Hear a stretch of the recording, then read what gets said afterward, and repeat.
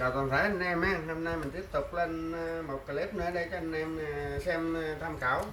Bên kênh mình là hàng dụng cụ nội địa Nhật Bãi. Thì mình cũng có hai hình thức thanh toán anh em. Hình thức thứ nhất là anh em chuyển khoản thì mình bao ship, còn ship code á, nhận hàng trả tiền thì anh em tự trả tiền ship ha. Thì đầu tiên thì mình giới thiệu cho anh em một cây là Makita, cây này gốc điện 220 anh em, made in Thái Lan. Để mình thử cho anh em xem.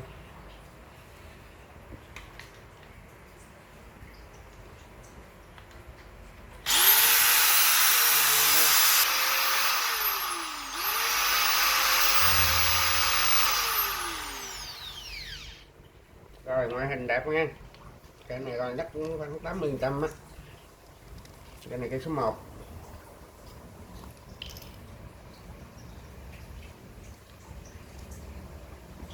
Cái này mình bán 800 nha anh em.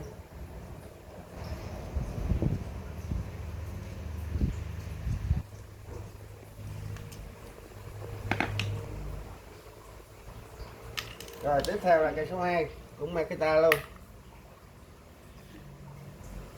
Cái này made in Japan nha anh em. Để mình thử xem luôn.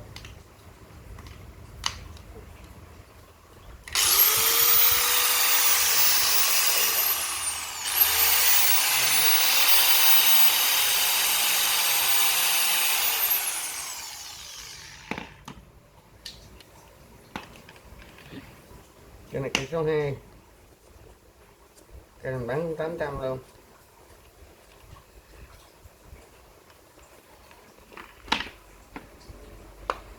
Rồi tiếp theo là một cái boss. Boss này của Đức nha anh em, made in Germany nha, điện 220 luôn.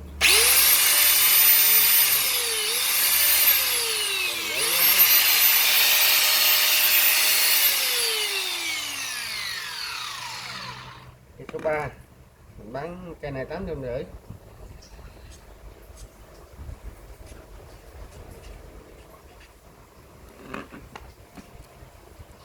Rồi tiếp theo cây số 4, cũng cái Makita luôn. Cái này công tắc đít nha nè.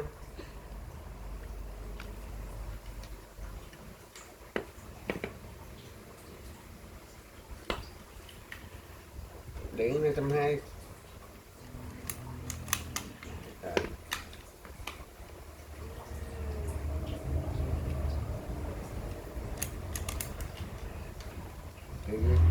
Con điện này.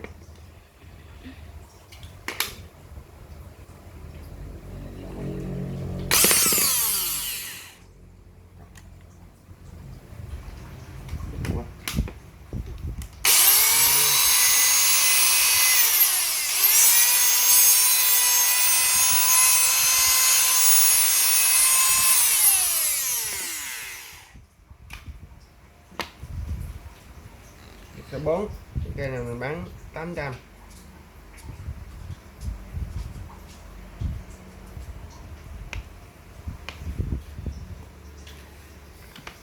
Rồi tiếp tục qua là một cái phân pin. Cái này cái Ryobi 12V nha anh em. Rồi mình test thử cho anh em xem. Mình cầm nha.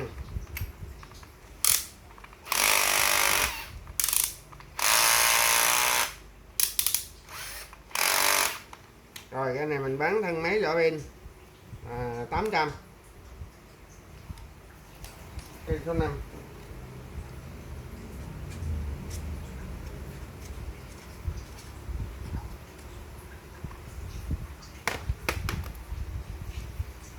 Rồi tiếp tục cây số 6, cây này cây Nati.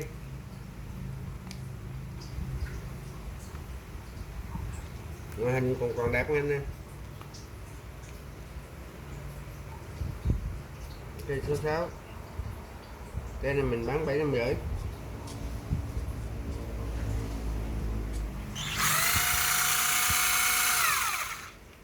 cái ống vít này.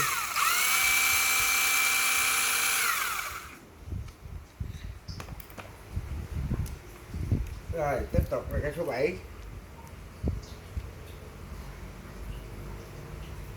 Cái này không biết hiệu gì đây, tiếng Nhật không anh em ơi, chữ Tàu không à, mình cũng không gạnh này nữa.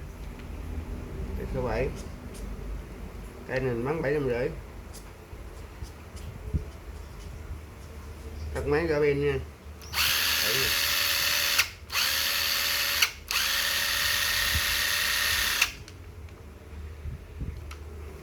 Cái này cũng có tiếng nít. Rồi tiếp theo nữa là một cây nati nữa, cây số 8. Cái này mình bán 750. Thân máy ở bên.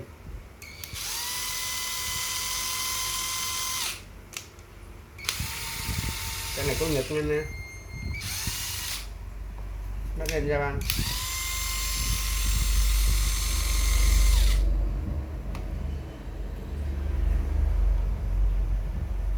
Rồi tiếp theo nữa là một cây máy cắt gỗ mini, cái này 12V,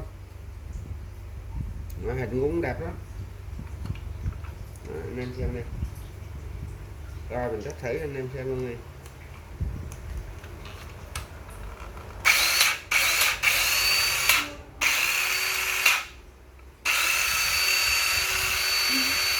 Rồi cái này thân máy ra bên, mình bán 550. Cây số 9.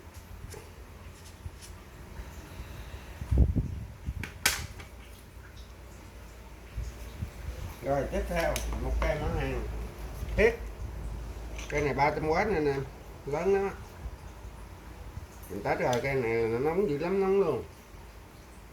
Này cây số 10 vậy. Mắt lên ra băng nha, 300W. Cây này mình bán 750.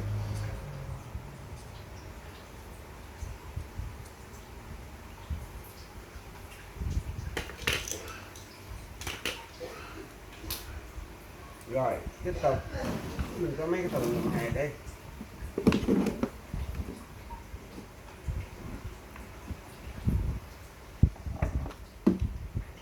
Đây một cái bán vít.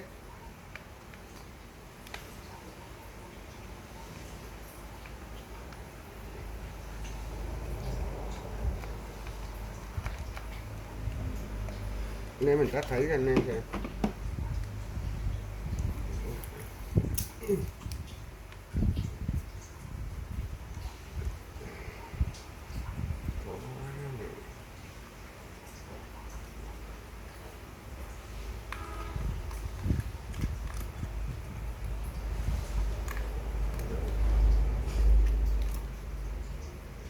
Cắt vào ảnh này.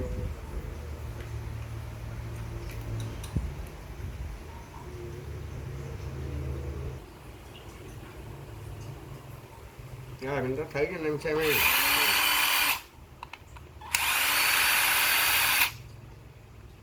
Cái này hình đẹp lắm nè mày, hình như nó chưa sử dụng luôn đó. Cái này thì mình bán một máy 2 pin 1 sạc,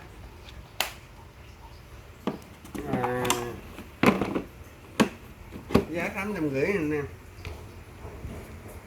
Cái số 11.